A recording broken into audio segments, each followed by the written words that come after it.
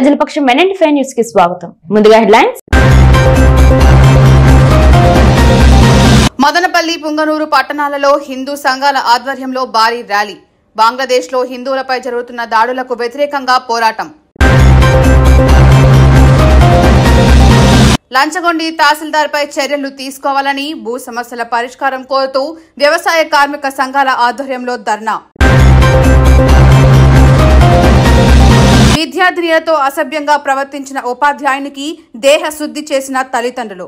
గోడ దూకి పారిపోతున్న ఉపాధ్యాయుని పట్టుకొని చితకబాదిన ఘటన. ఇక డీటెయిల్స్ చూస్తే బసినికొండలో నూతనంగా ప్రతిష్ఠించిన దనకొండ గంగమ్మ తిరునాళ మంగళవారం, బుధవారంలలో వైభవంగా నిర్వహించారు. గ్రామస్తులు కలిసి అమ్మవారి తిరునాళ కోసం విద్యుత్ దీపాలంకరణ చేపట్టారు. ఈ సందర్భంగా అమ్మవారికి ప్రత్యేక అలంకరణ నిర్వహించి అన్న సంతర్పణ చేపట్టారు. ఈ కార్యక్రమంలో గొట్ట వెంకటరమణ, గడదేశి శ్రీనివాసులు, తుమ్మల భాస్కర్, కుమ్మర రెడ్డప్ప, జంగమ చిన్నన్న, ఆనంద్, చిన్నారెడ్డి, వెంకటేష్, శ్రీదేవి, పెద్ద సంఖ్యలో మహిళలు, గ్రామస్తులు పాల్గొన్నారు. కొత్త దనకొండ గంగమ్మ ఆలయం నిర్మించినాము. 41 రోజు నిన్న వరకు పూజలు జరిగినాయి.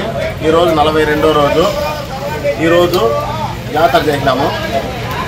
ఊళ్ళో చిన్న పెద్ద ప్రతి ఒక్కరూ సహకారంతో ఈ గుడి బ్రహ్మాండంగా పూజలు జరిగినాయి. రోజు దేవుణ్ణి ప్రతిష్ఠ చేసి 41 రోజు బాగా రోజు అభిషేకాలు చేసినాము. ఇప్పుడు 41 రోజు అయినాక బాణాలంతా తెచ్చి వేటలు కొట్టినాము. పూజలు చేసి ఇప్పుడు 41 రోజు కొట్టాండ్లు, యాటలు, డీని వాళ్ళంతా సందర్భంగా బసినికొండ పెద్దలు, చిన్నలు అందరూ సహకారంతో పెద్దలంతా కలిసి బాగా సంతోషంగా, అంగంగా, సంగవంగా, వైభవంగా సంబరంగా జరిగింది. చిన్నలకు అందరికీ నమస్కారము. 41 రోజు అభిషేకాలు, అన్నదానాలు అన్నీ జరిగినాయి. చిన్నలు పెద్దలు అందరూ కలిసి 42వ రోజు జాతర నిర్వహించినారు. మదనపల్లిలోని నక్కలదిన్న వద్ద ఉన్న ది సత్సంగ్ ఫౌండేషన్ ఆధ్వర్యంలో నడుపుతున్నటువంటి స్వాస్థ చారిటబుల్ హాస్పిటల్ నందు శ్రీఎం చేతుల మీదుగా ఈ రోజు ఇంటెన్సివ్ కేర్ యూనిట్ ప్రారంభోత్సవం ఘనంగా జరిగింది.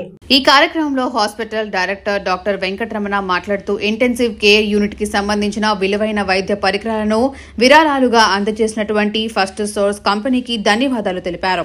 మరియు మదనపల్లి ప్రజలు స్వాస్థ్య హాస్పిటల్ సేవలను వినియోగించుకోవాలని పేర్కొన్నారు. ఈ కార్యక్రమంలో Sri M foundation secretary Mahender, treasurer Venky Natarajan, doctor Venkataramana, first source company ప్రతినిధులు శంకర్ మరియు రాజన్ తదితరులు పాల్గొన్నారు. మంచిర్యాల ప్రభుత్వ జిల్లా పరిషత్ బాలికల పాఠశాలలో విద్యార్థినులతో ఉపాధ్యాయుడు సత్యనారాయణ అసభ్యంగా ప్రవర్తించాడు. తల్లిదండ్రులకు ఫిర్యాదు చేసిన విద్యార్థులు పాఠశాలకు వచ్చిన విద్యార్థినుల తల్లిదండ్రులను చూసి గోడ దూకి పారిపోయిన ఉపాధ్యాయుడు. జిల్లా కేంద్రంలోని మార్కెట్ ఏరియాలో ఉపాధ్యాయుడు సత్యనారాయణను చితకబాదిన తల్లిదండ్రులు. ఉపాధ్యాయునిపై పోలీస్ స్టేషన్లో ఫిర్యాదు.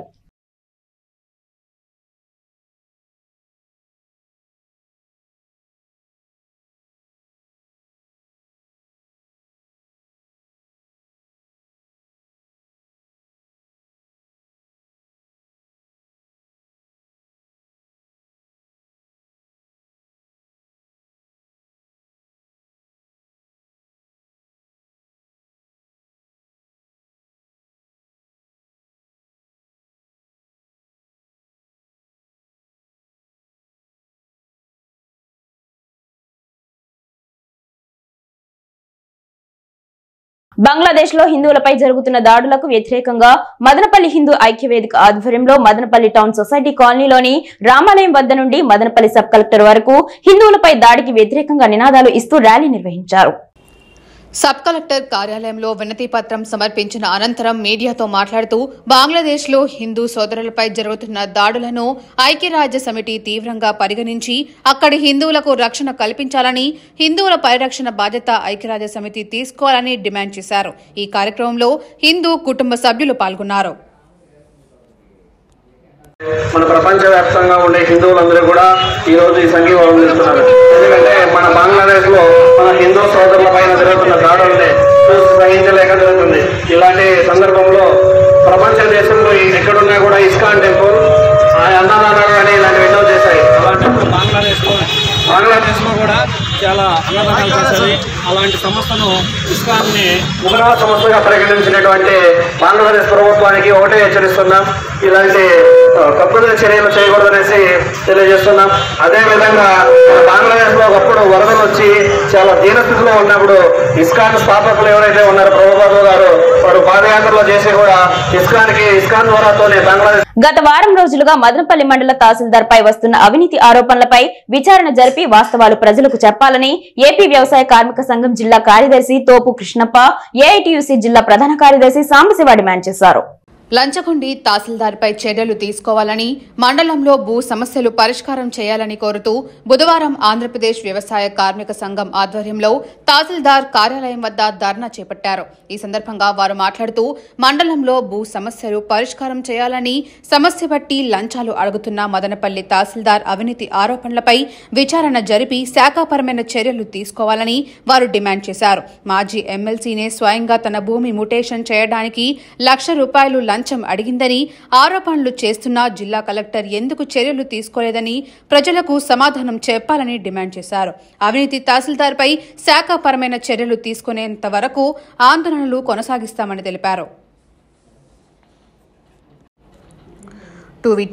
అలాగే మదనపల్లి మండలం చిన్న తిప్ప సముద్రం గ్రామంలోని చెంచులక్ష్మి యానాది కాలనీ 2010 సంవత్సరంలో ఎస్టీ కార్పొరేషన్ ద్వారా ప్రభుత్వ భూములు కొనుగోలు చేసి ఇంటి స్థలాలకు ఇవ్వటం జరిగిందని, వాటిని కొంతమంది అగ్రవర్గాల వారు ఆక్రమించుకొని అన్యాక్రాంతం చేశారని, వాటిని సర్వే చేసి హద్దులు చూపమని ఆఫీసుల చుట్టూ గత 4 నెలలుగా తిరుగుతున్న రెవెన్యూ యంత్రాంగం పట్టించుకోలేదని, మదనపల్లి మండలంలో ప్రభుత్వ భూములు అన్యాక్రాంతమవుతున్న రియల్ ఎస్టేట్ వ్యాపారులకు, ధనవంతులకు, రాజకీయ నాయకులకు అనుకూలంగా ఎంఆర్ఓ పనిచేస్తున్నారని, ఎస్టీలు, ఎస్సీలు పేదల సమస్యలపై పనిచేయటం లేదని వారు తెలిపారు.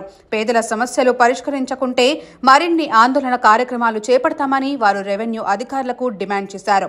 అలాగే పేదల సమస్యలు పట్టనట్టు వివరిస్తున్న కింద స్థాయి రెవెన్యూ అధికారులు పనిచేస్తున్నట్టు ఉన్నతాధికారుల చర్యలు తీసుకోవాలని వారు డిమాండ్ చేశారు. ఈ కార్యక్రమంలో వ్యవసాయ కార్మిక సంఘం నాయకులు చంద్రశేఖర్, ఏఐటీయూసీ మదనపల్లి పట్టణ కార్యదర్శి తిరుమల, మురళి, మణికంఠయ్య, నీలావతి, నిర్మల, గోపాల్, మల్లికార్జున, వెంకటేష్, కుమారి, కిషోర్ తదితరులు పాల్గొన్నారు.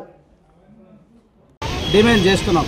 సిటిఎం ఎస్టీ కాలనీలో మాకు సంబంధించినటువంటి ఇళ్ల స్థలాల భూమి 2010లో ప్రభుత్వం స్థలాన్ని కొనిచ్చింది.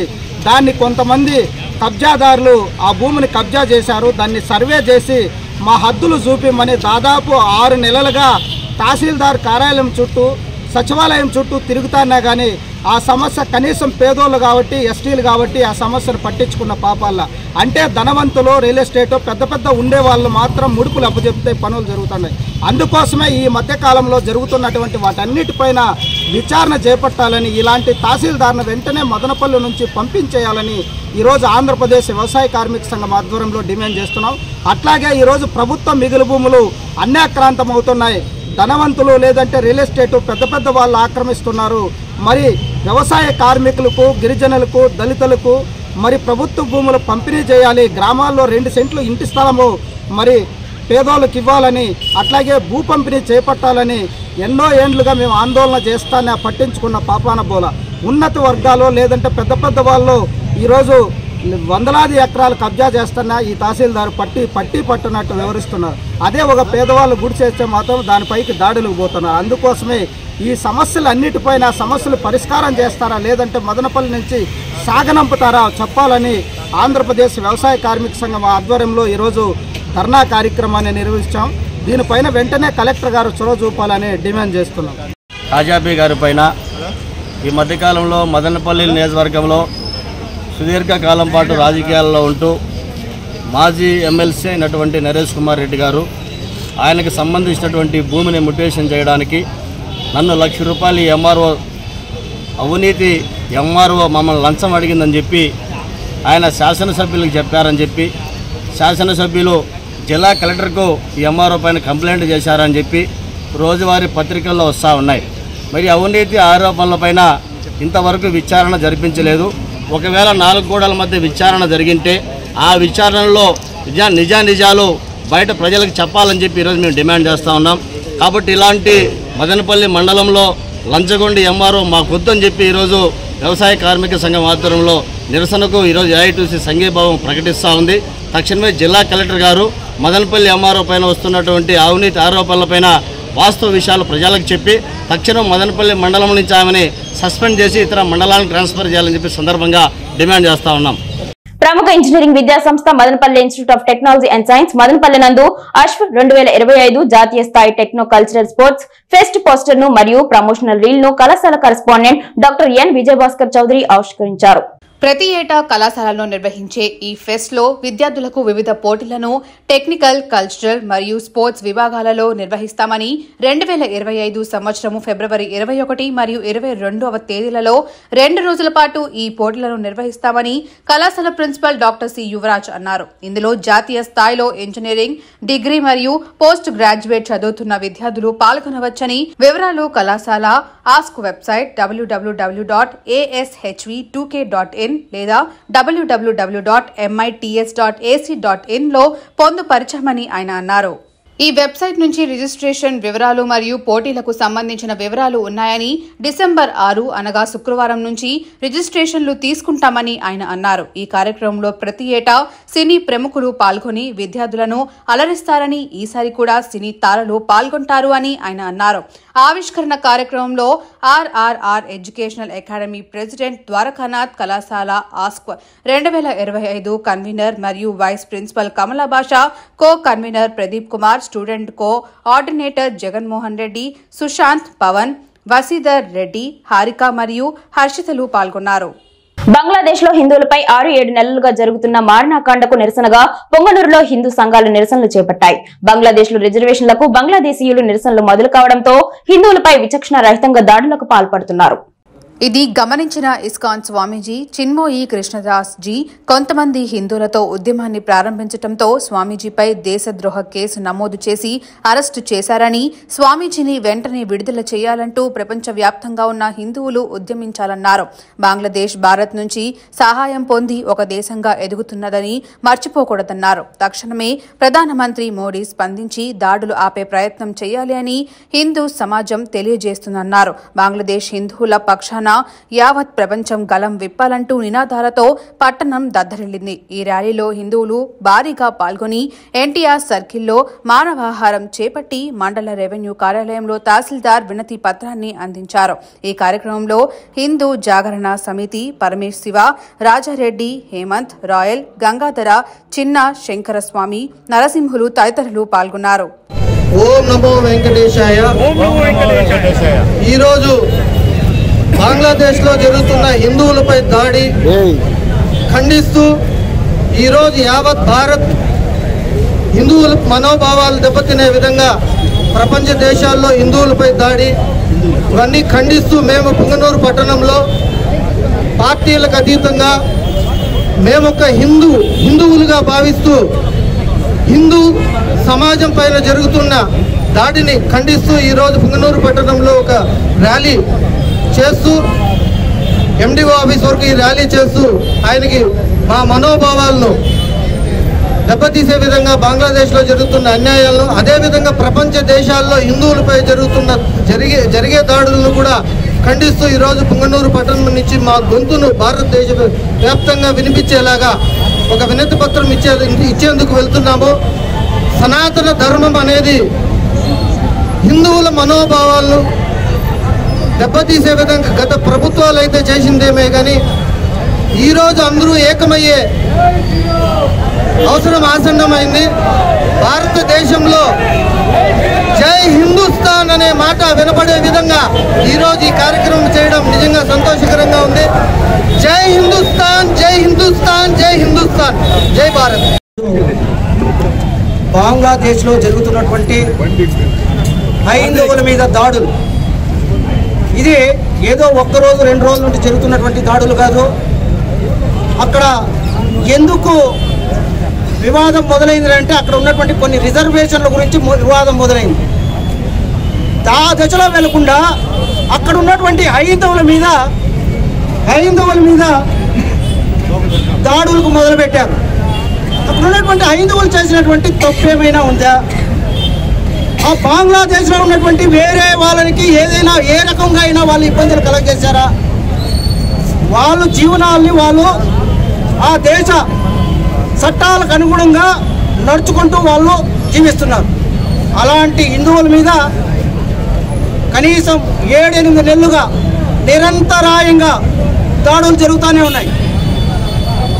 అయితే ఈ దాడుల్ని ప్రపంచమంతా చూస్తూ ఊరికే ఉంది, కానీ ఇంతటి దారుణమైన దాడులు జరుగుతూ ఉన్నాయి.